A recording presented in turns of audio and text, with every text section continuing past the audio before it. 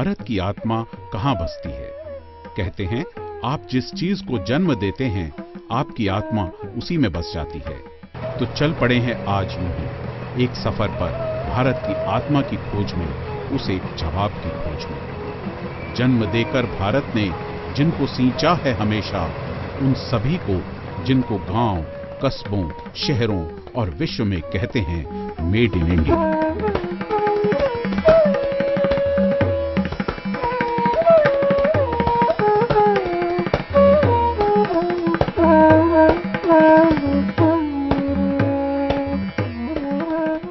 भारत की बहुत सी आम सड़कों पर खास शहर बसे मिलेंगे जिनकी कल्पना उन रास्तों से नहीं की जा सकती जो उनकी तरफ ले जाते हैं। हालांकि हम बहुत सी चीजों को यूं ही देखते हुए निकल जाते हैं, लेकिन अगर जरा सा भी ध्यान से देखने वाली नजर हो तो ऐसे शहरों में प्रवेश से पहले ही उस शहर की प्रसिद्धि की झलकियां हमारा मार्गदर्शन करने लगती हैं।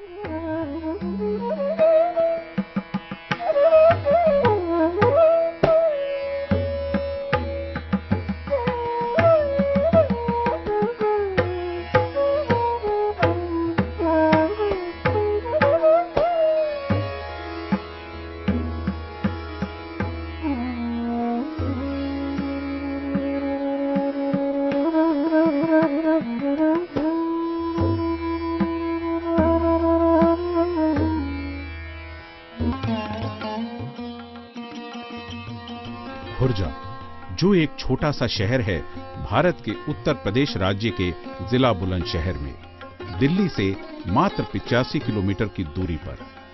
खुर्जा की मिठाई खुरचन ने तो आसपास तक अपनी मिठास और सुगंध फैलाई ही है, पर यहाँ की पॉटरी ने तो विदेशों तक अपनी पहचान बनाई है। तभी तो खुर्जा को भारत की सिरेमिक कैपिटल कहा गया है। क्योंकि यहाँ पर कुछ पैदा नहीं होता था, रेयर चांस में पैदा होता था, तो उस समय यहाँ के जो बाशिंदे थे उन्होंने बादशाह से अपील करी कि भाई यहाँ पर कुछ होता तो है नहीं, इसलिए आप इसको लगान हम नहीं देंगे। तो बादशाह ने यहाँ का लगान कैंसिल कर दिया था, खारिज, उर्दू में बोलते हैं खारिज। तो उसी वजह से इसका नाम धीरे धीरे खारिज से फिर खुर्जा हो गया। पोट्री का यहाँ खुर्जा में जो है 600 बरस पुराना है। यहाँ पर मोहम्मद बिन तुगलक के समय से जो है यहाँ पर जो है स्टार्ट हुआ पोट्री, जो टेराकोटा से स्टार्ट हुआ। तो टेराकोटा बना करके और लो ग्लास का पाउडर बना करके लो टेम्परेचर कुछ केमिकल मिला करके लोग पका करके जो है ब्लू पोट्री करके जो है बेचते थे। वही धीरे धीरे बढ़ते बढ़ते आज के डेट में हम ये व्हाइट वेयर में भी आगे हैं और टेराकोटा का भी हम बना रहे हैं। क्योंकि शुरू से ये भी मुगल्स टाइम के टाइम में जब स्टार्टिंग हुई, सब उस तरह का कलाकारी हुआ करती थी, मुगल्स टाइप की हुआ करती थी, सब ब्लू से हुआ करती थी। कोबाल्ट जो होता है, एक ब्लू में के केमिकल्स कलर कहलाता है कोबाल्ट, उससे सब हुआ करती थी। लेकिन आज के टाइम में उसका क्रेज कम है, लेकिन है जो सेरेमिक को जानता है, वो समझता है, वो उस पर इंटरेस्ट लेता है। विश्व प्रसिद्ध खुर्जा की पॉटरी के कारखानों में जहां हाथों की कारीगरी है, वहीं उनका श्रम बचाने और बर्तनों में एक रूपता लाने के लिए मशीनें भी हैं, मिट्टी भी है, चाक भी और बिजली से चलने वाले उपकरण भी हैं। यानी यहाँ की पुरातनता में नएपन की जीवंतता है और नए में प्राचीनता की पृष्ठभूमि। अब भी और जगहों के मुकाबले या और मुल्कों के मुकाबले में चाइना गया, अभी वहां पे भी देख के आया था, हमारे वहां मशीनों का इस्तेमाल ना की बराबर है। अब भी आज भी हैंड फिनिश है, पूरा हैंड पेंटेड है, हैंडमेड है पूरा।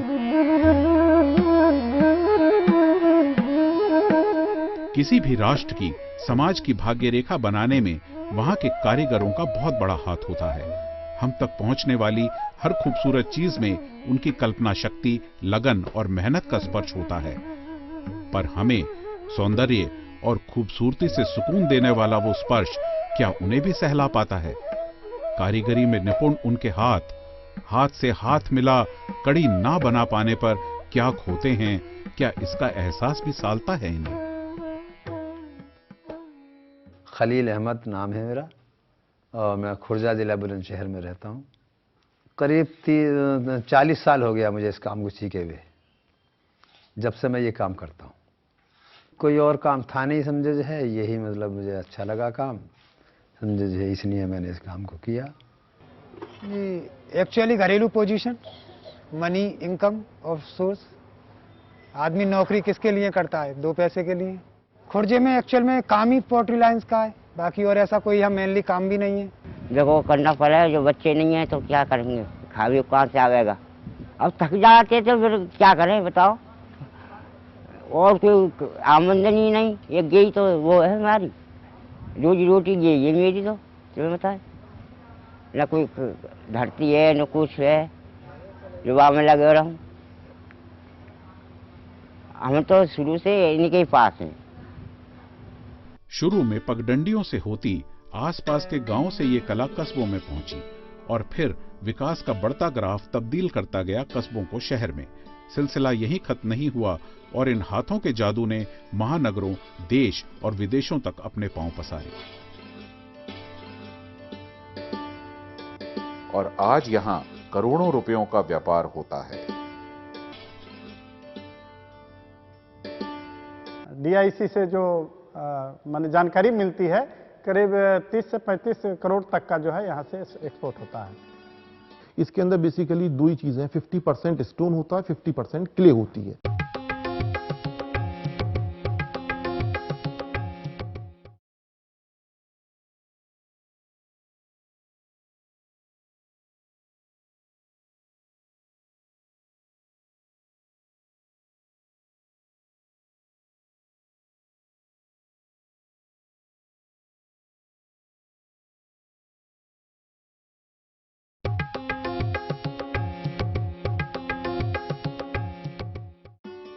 आज अगर भारत के इस उद्योग ने एक मुकाम हासिल किया है तो इसके पीछे बहुत सी बातों के साथ एक और बात है, सरकारी योजनाएं और प्रयास।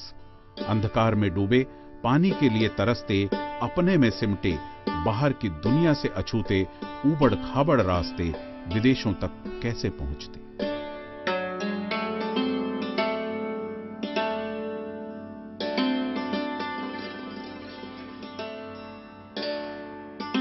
पहले यहाँ डेकोरेशन भी ज़्यादा नहीं करते थे, ग्लेज में कुछ कलर मिला करके कर लेते थे और जो है ऐसे सिंपली, कोई डिजाइन नहीं था। तो कलर के ऊपर भी हम लोग ट्रेनिंग दिया, डिजाइन के ऊपर भी ट्रेनिंग दिया, जिससे ये लोग जो है कलर इस्तेमाल करने लगे। उसके बाद उन लोग जो है, उस समय कलर उतनी सप्लाई बाहर से नहीं मिलती थी, तो वो दिक्कत होने लगी। फिर उनको प्रेरित किया कलर बनाने के लिए, फिर कलर यूज करने का तरीका, और जिस तरह का डिजाइन की ज़रूरत होती है, डेकोरेशन की ज़रूरत होती है, वो करके जो है लोग देने लगे। यहाँ पर जो है ह्यूमन रिसोर्स डेवलपमेंट के अंतर्गत हम लोगों को ट्रेनिंग भी देते हैं, ताकि लोग जो है जागरूक होकर के उस ओर बढ़ें। ट्रेनिंग जो है मुख्य रूप से हम इंटरप्रेन्योर्स को भी देते हैं, वहाँ के मैनेजर, सुपरवाइजर, जो टेक्निकल सुपरवाइजर है उनको भी देते हैं, और समय समय पर वर्कर को भी देते हैं। और कभी कभी ऐसा भी प्रोग्राम हम लोग किए हैं जो इंडस्ट्री में जाकर भी लोगों को बताए हैं। साथ ही साथ यहाँ जो उद्यमी हैं, उनके प्रोडक्शन के अंतर्गत जो भी दिक्कतें आती है, तो यहाँ पर हमारे पास साधन है कि यहाँ पर आवें, अपना समस्या बताएं और उसका बातचीत के जरिए से हम उसको निदान करते हैं। अगर कोई टेक्निकल काम करने की ज़रूरत होती है तो उसको जो है हम वो करके उसको सॉल्व करते हैं। एक कारीगर मानवीय संबंधों में गर्माहट और संवेदनशीलता तो सींचता ही है, साथ ही कुदरत के विशाल भंडार और उसमें छिपी असीम संभावनाओं को जानने समझने का एक नया आयाम भी देता है। इंसान के पसीने और दृढ़ता के साथ साथ सैकड़ों सालों की इस कला के साथ मिलकर जो कलाकृति तैयार होती है वो अद्भुत होती है।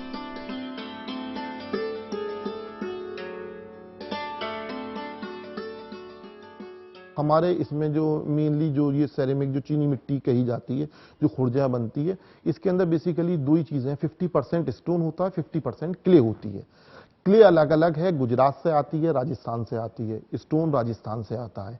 उन दोनों की मिक्सिंग के लिए एक बॉल मिल होती है, जिसमें मिक्सर जिसको कह सकते हैं, वो उसमें मिक्स करा जाता है। मिक्स करने के बाद उसमें उसे लिक्विड फॉर्म में बना लिया जाता है। उसके बाद प्लास्टर ऑफ पेरिस के मोल्ड में सांचे के अंदर उसको ढाल दिया जाता है। ढालने के बाद उसको फिर हाथ से उसकी पूरी फिनिशिंग करी जाती है। उसके बाद उस पर पेंटिंग करी जाती है। पेंटिंग के बाद उसको डिप कर दिया जाता है, एक ग्लेजिंग करी जाती है जिससे ये शाइनिंग आती है। उसके बाद इसे भट्टी में भेज दिया जाता है। अब वो हमें जब हम रखते हैं उसको, जब हम आज उसको पीस को लगाएंगे तो तकरीबन 24 से 30 घंटे बाद वो पीस नेक्स्ट डे बाहर निकलेगा। इसको बनाने की प्रक्रिया के विभिन्न चरणों की शुरुआत होती है कच्चे माल से।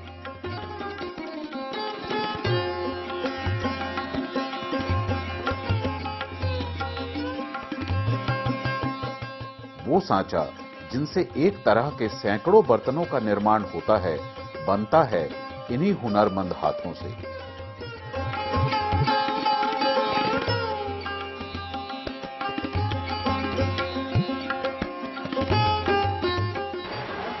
मिट्टी में पानी मिलाकर इसे गूंथकर आकार देने के लिए तैयार किया जाता है।